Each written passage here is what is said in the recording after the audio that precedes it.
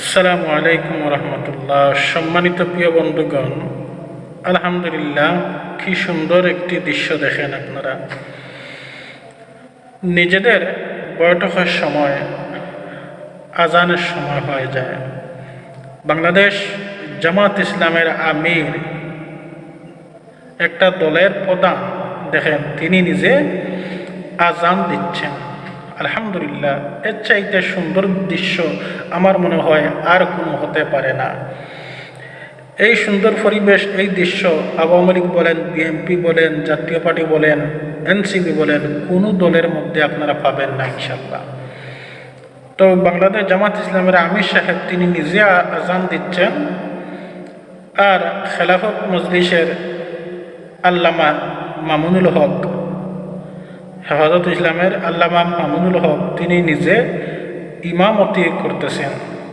আলহামদুলিল্লাহ, কি সুন্দর দৃশ্য। এই জন্যে আসলে ইসলামী দল ক্ষমতায় আসার প্রয়োজন। দেখেন, আজ যদি বাংলাদেশের প্রধানমন্ত্রী যদি জামাত আমির যদি হতেন,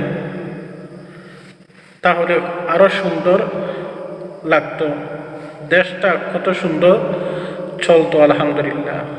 কিন্তু চুরের দলেরা চুরি করে তারা ক্ষমতায় গেছে।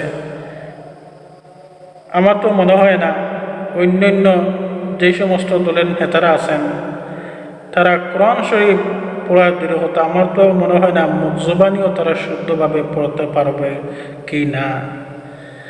কিন্তু দেখেন, বাংলাদেশ জামাত ইসলামের প্রতিটা কর্মী বলেন একজন আলেমের সমতুল্য বা একজন আলেম, এরা যদি ক্ষমতায় যায় কোনোদিনও দুর্নীতি হওয়ার আশঙ্কা সম্ভাবনা নেই ইনশাল্লাহ। আর দেখেন, আজ হোক কাল হোক, একদিন না একদিন এই দেশ জামাত ইসলামের হাতে যাবে। এই দেশ জামাত ইসলাম একদিন রাষ্ট্রীয় পরিচালনা করবে।